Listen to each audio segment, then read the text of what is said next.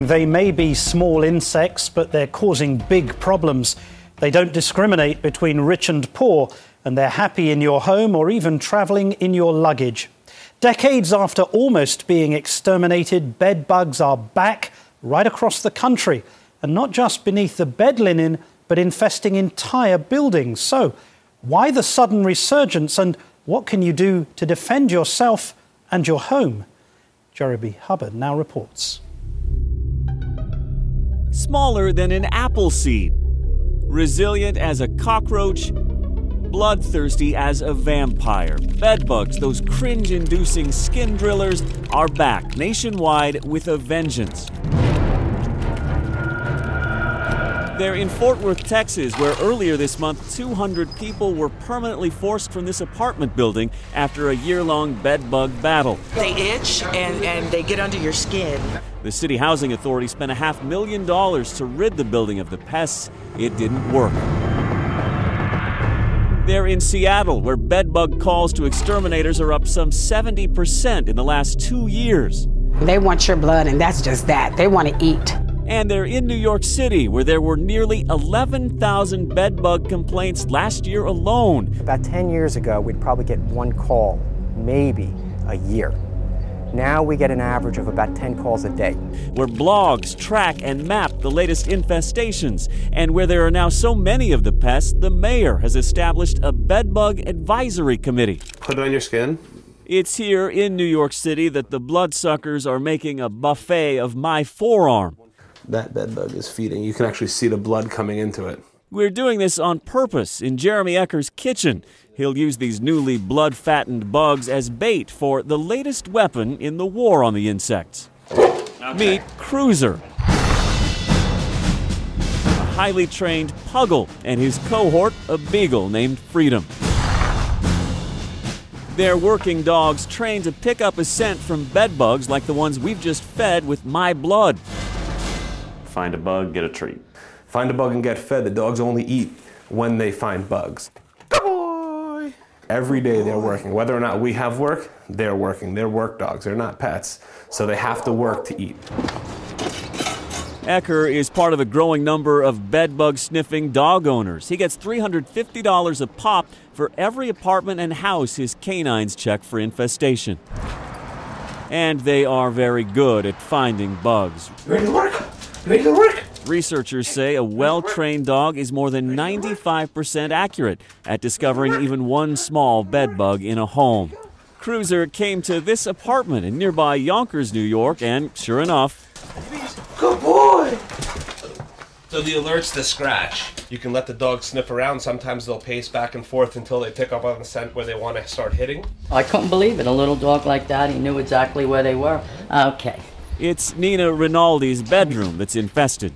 See, the arms to down here. She showed us the tiny red bite marks covering her body. Actually, they hit anywhere. They don't have a preference. So many, she marks off on a calendar. That's 1, 2, 3, 4, 5. The night she's managed to catch a bedbug in action.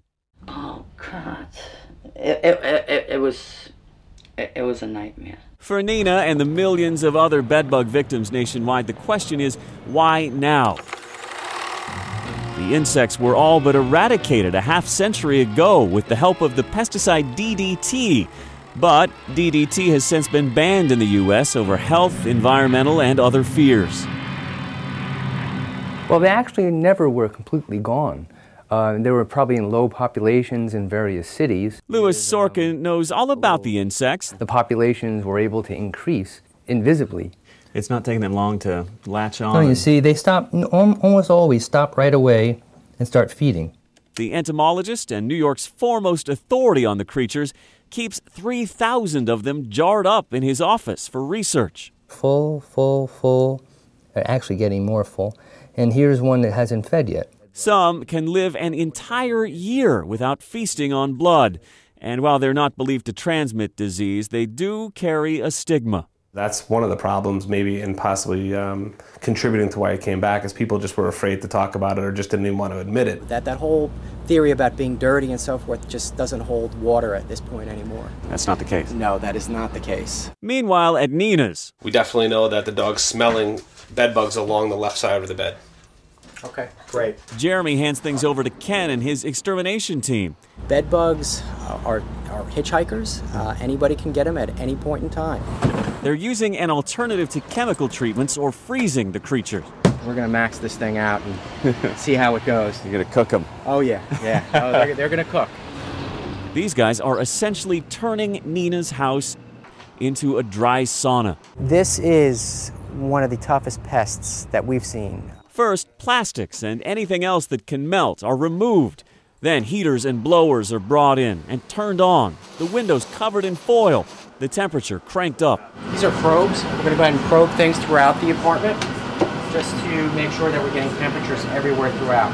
Over the next few hours, heat monitors and thermal imaging cameras gauge the heat. So we're about 84 degrees, 83 degrees there. Right. Got a long way to go. Oh, yeah. As her place turns into an oven. It's 122 in here. 122 right over there. It takes your breath away. Whew. Yeah, it is hot. Once it reaches around 120 degrees throughout and stays there for nearly 2 hours, all of the bed bugs should roast to death. You can see what happens in this time lapse. The heat stirs up the bugs, makes them hop around, and eventually dries out their bodies, bakes them before they stop scurrying for good. They dry up. Yes, exactly it. How high is it going to get in here? Right here, it's about 134.1, 134.2. We really want to make sure that we exceed the temperatures to a point where we know we've killed everything in the room. For Nina, it is some relief. No more of this, huh? Yeah, no more of these guys. No more of these guys. But for Cruiser and Freedom, the work isn't finished. They're loading up, off to sniff out the enemy in the ongoing battle against these bloodsuckers. I'm Jeremy Hubbard for Nightline in Yonkers, New York.